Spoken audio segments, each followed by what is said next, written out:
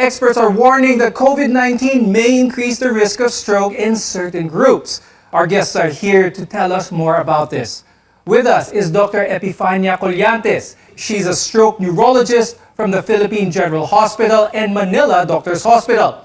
Also with us is Dr. Ethel Anunuevo. She's a pulmonologist from the Asian Hospital and Medical Center. Now, it is said that strokes are the second leading cause of death among Filipinos and one of the top 5 leading causes of disability. I'll start first with Dr. Epi. Ano ba yung stroke? Why does it happen? A stroke is a brain attack, so there's usually sudden weakness or numbness in some parts of the body, and the main cause is an abnormal blood vessel. So it can be hemorrhagic or cerebral infarction. So those are the two types of stroke.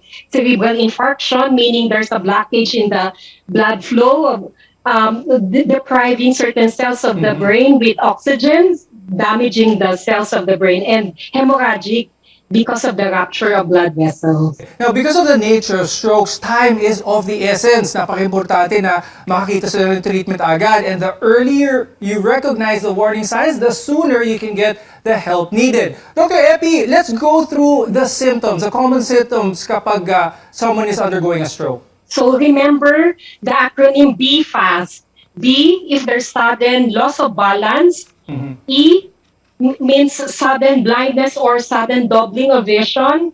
F means look at the face. Is there asymmetry, facial asymmetry? Then look at the arm. Is there weakness of one part of the body? And then S for speech. Is there slurring of speech? And then T is time. Note the time, and it's time to rush the patient to the hospital. So the acronym is B fast. Okay, so be fast, and early detection of these symptoms is vital in preventing permanent damage. Yun ang ayaw natin. So remember to be fast. Dr. Ethel, let's talk about this one. How can COVID-19, which primarily affects the lungs, how can this be a risk factor for stroke?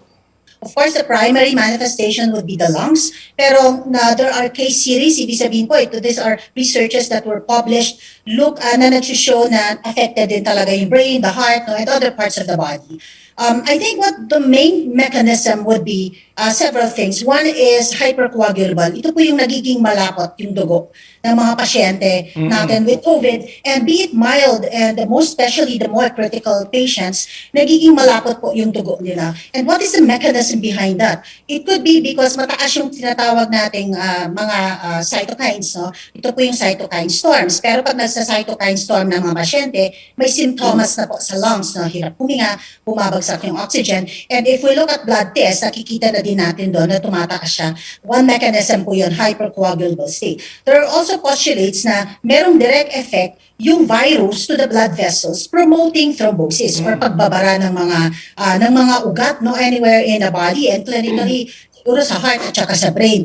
Yun yung sinasabi nila na most probable postulate sa mga pasyente na mild naman, hindi sila nag-cytokine storm, pero nagkakaroon sila ng stroke. But correct me if I'm wrong, Dr. Epi, but in case reports, the incidence of stroke, no, and most especially siguro yung ischemic stroke in patients with COVID-19 is variable but not too high compared to the general population na walang COVID. So parang sinasabi nila between 1 to 6% lang in case series. Again, all the data will be coming out siguro anytime soon, no?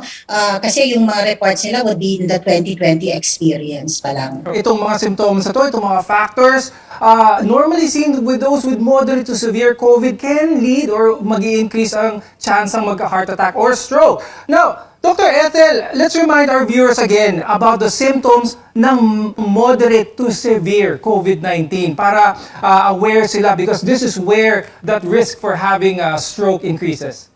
Alam naman po natin that the symptoms of COVID can be very non-specific. Para lang siyang trangkaso po, no? Lagnat, sinisipon, masakit ang katawan, inuubo. Non-specific, any viral infection can have this. Pero po, pag meron kayong exposure to somebody known to have COVID, alam na natin, increase yung likelihood na COVID yan. The other symptoms would be pag nawala po yung pang-amoy or panglasa, mas mataas yung chance na these are from COVID infection rather than from the other infections in the respiratory system. So siguro, it's more of a clinical suspicion na mag-i-increase yung likelihood. But remember po, no, may magagawa po tayo the first 5 days of symptoms. Beyond the 5 days, yun na po yung papasok yung inflammatory phase. So gusto natin ngayon with the provision of all these antivirals already in the Philippines, no? Dumarating na po sila, I think ngayong November, lalabas na yung molnupiravir, no? So all these things po dapat i-address natin yung viral phase or the acute viral phase. Huwag na natin hintayin yung inflammatory phase. So, I think suspicion. We need to have a clinical suspicion. Tingnan natin, meron ba tayong nakahalubilo with COVID? And kung meron bang nawala ng pang-amoy or panglasa, high likelihood po yun talaga ng COVID. The others are non-specific. There has also been occurrences of strokes in COVID-19 patients as young as 30 years old and with mild to no symptoms. Why does this happen? More on this when we return. Stay with us on MedTalk Health Talk only on CNN Philippines.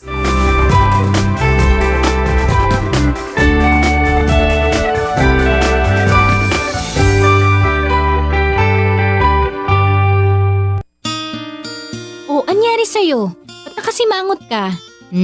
Alam ko na. Masakit ang katawan mo, ano? Sa sobrang trabaho? O di kaya masakit ang ulo sa sobrang stress? Break ka muna. Hinga ng malalim at imasahe ang ulo mo gamit ang Herbalaya Liniment Oil. Ako rin ganun eh. Kaya pag mataas ang tensyon sa trabaho, mag-Herbalaya break ka muna. Herbalaya Liniment Oil. Amoy na kaaya-aya. Sa bawat pahid ay ginhawa.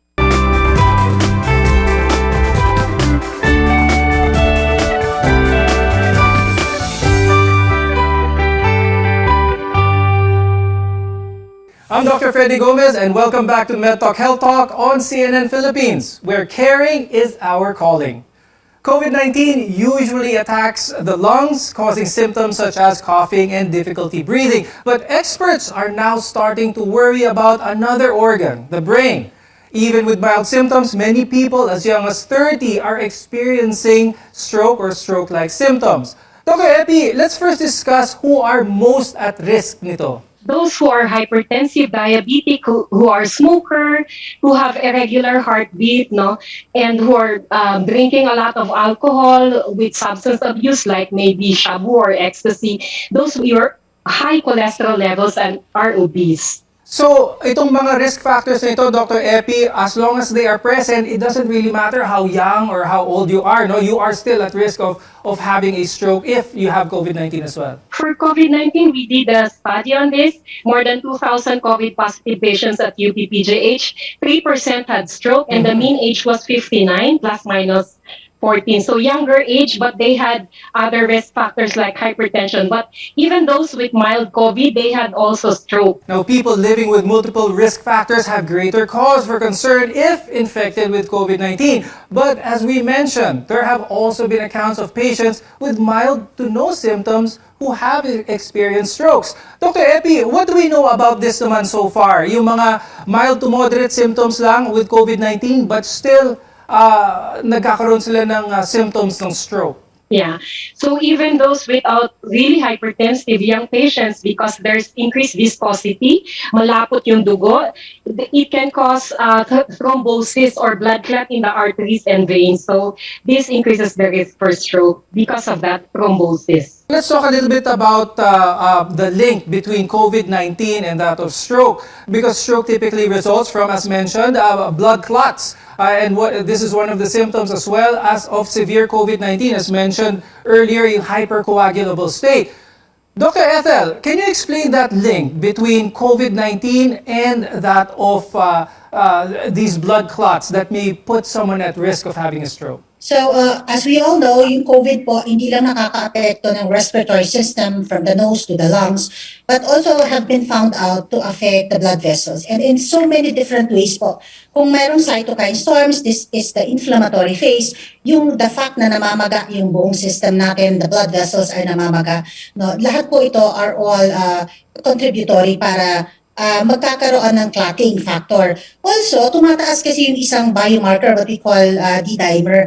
In most studies, kahit na, actually nakikita po namin to sa mga sa mga patients na at least moderate to the more critical, tumataas talaga yung D-dimer nila. Inflammation marker po siya, but at the same time marker for hypercoagulable state. So number one, po yun, theory na yun ang dahilan kung bakit there is a connection between COVID and stroke. But the other one is a direct effect. So ito nga po yung sinasabi natin na baka ito yung mechanism behind mild COVID patients na they didn't have symptoms at all na respiratory, hindi sila nadadala sa ospital until they manifest with certain things like stroke po. Now, we're aware that the loss of smell and taste, headaches, fatigue, and brain fog are some of the symptoms na pwedeng maramdaman ng isang taong positive ng COVID-19.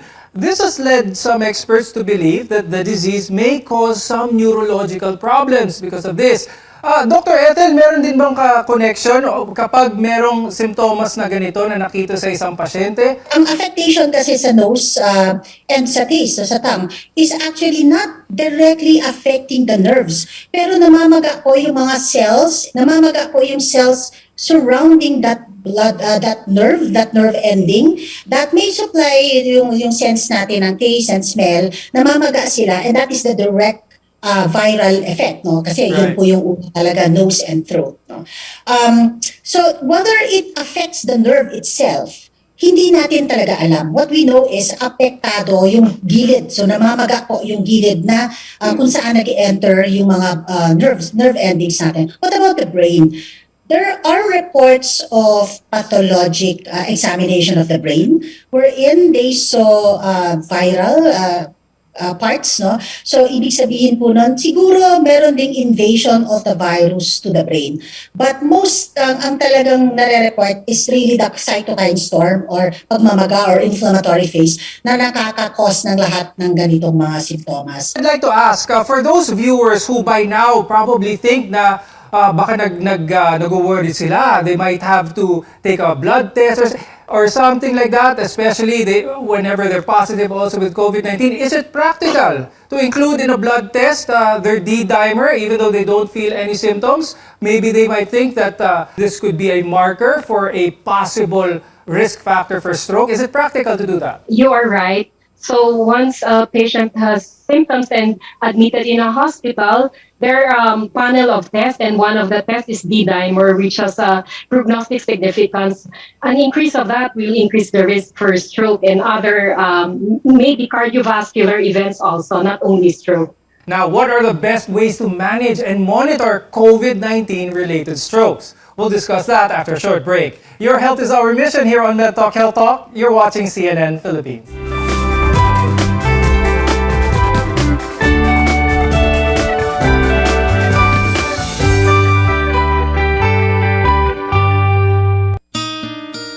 Anyari sa'yo? Ba't nakasimangot ka? Alam ko na. Masakit ang katawan mo, ano? Sa sobrang trabaho?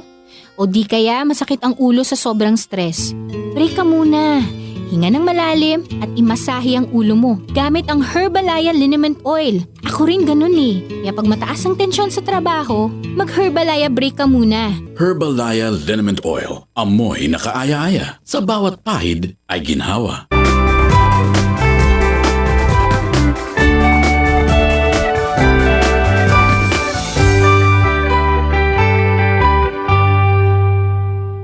I'm Dr. Freddy Gomez, and this is MedTalk Health Talk, your partner in healthcare. Strokes can happen without warning and can result in severe and even permanent damage. Again, understanding the warning signs and getting timely treatment can make all the difference. Remember to be fast. Balance eyes, face, arms, speech, and time. Dr. Epi, how are strokes usually diagnosed kapag dinala na sa hospital ang pasyente? So when you go to the hospital, CT scan is immediately done after assessment. So we'll differentiate bleed between bleed and infarction. So in other hospitals, they use the MRI. So when it comes to stroke, Dr. Epi, a lot of people still may be wary into going to the hospital. Baka COVID hotspot ito, baka mahawa sila ng COVID if they're not. Should this be one of their worries? Or is stroke such a serious condition that dapat dalhin na kagad sa hospital? Dapat dalhin ka agad sa ospital because it's reversible. No, so kung hindi ma-reverse, there's great disability. No, so dalhin ka agad sa hospital even in the times of COVID kasi may health protocols naman. No, so na fina-follow. So kaya careful yung mga doctors, no, and then you will be screened also there in the ER. Dapat dalhin sa hospital. Now, speaking of the treatment for that and it being reversible, once diagnosed, Dr. Epi, the neurologist we can administer treatment right away. Tell us more about this. What type of treatment is administered and how reversible is it? Pwede bang bumalik ng 100% ang pasyente? Yes, pwedeng bumalik 100%. Like if there's a blockage in the blood flow, there's a clot buster RTPA being given within less than 4.5 hours. Yun ang golden time to save the cells of the brain. If it is given immediately, nag-open up yung blood vessel, the oxygen flows again, saving the brain. So yun yung, pwede yun. Kung bleed naman to, pwedeng i-control din yung hypertension. So diretso ka agad sa ospital dapat. Now, Dr. Ethel, does the treatment change for stroke kapag yung stroke ay caused by COVID-19? Okay, there's no difference. There's no difference, except that there are health protocols that has to be, takot lang talaga tayo, sa COVID and the occurrence of stroke. But from what I've known and from what I've seen in most of my patients, na merong stroke, hindi po nagbabago yung management. If this is a bleed or a big infarct, kailangan i-manage yung hypertension, kailangan i-manage yung hydration. So dapat well-hydrated or hydrated enough yung mga pasyente para ma-maintain yung good blood flow and good blood pressure. So ang isang problema kasi natin po sa COVID, mababa talaga yung mga oxygen ng mga pasyente with severe and critical. So we're trying to make sure that na nare-reach natin at least more than 90% O2 saturation para po yung enough yung oxygen na pupunta sa brain. Again, it's not just stroke that is causing the changes in the brain. The hypoxemia, yung mababang oxygen po, eventually, naapektuhan yung brain natin. Okay. Now today, a lot of us have been hearing about long COVID. Dr. Ethel, is the risk still high after COVID-19 recovery? Madalas ba natin nakikita itong mga long COVID o itong mga simptomas well after the patient has become better? Yes po, in my clinical experience, up to 1 year, meron pa din silang mga simptomas and valid, no? From head to foot po talaga yung mga post-COVID. Kaya hindi pa rin baliwalain talaga yung COVID. Hindi siya ordinaryong infection. Kahit na magaling na po kayo, binabantayan pa din po namin kayo. Ultimately though, strokes can be treated kapag naagapan ito and you should never delay getting the care that you need. And before we go, Dr. Epi, could you give our viewers a few more tips about how they can prevent strokes? Yeah, get a healthy lifestyle, like do exercises daily, exercise, healthy lifestyle, healthy habits, eating habits, stay away from fast food, stop smoking, limitation in the alcohol intake, like if you need to drink 2 bottles of beer will be enough, not more than that. Get enough sleep and lessen your stress. And Dr. Ethel, any tips para maganda ang lungs at healthy ito for the long run? Unfortunately, there are no perfect medication to protect the lungs. I think the only way to protect the lungs from infection is our health protocols. Yung mag-wear ng mask, kung merong mga pasyente, kung inuubo po kayo, protect the community by covering your mouth. No? You need to eat healthy, you need to exercise the same way as yung sinabi ni Dr. Epi sa atin. It will be also the advice, no, to keep your lungs healthy. And stop smoking po, no, if you are smoking. With that, I'd like to thank neurologist Dr. Epifania Collantes and pulmonologist Dr. Ethel Anunuevo for sharing with us your expertise and your insights. The more we know about COVID-19 and its complications, the better for our health. So marami pong salamat sa inyong dalawa. I'm Dr. Freddy Gomez and thank you for watching MedTalk Health Talk on CNN Philippines. We'll see you again next time.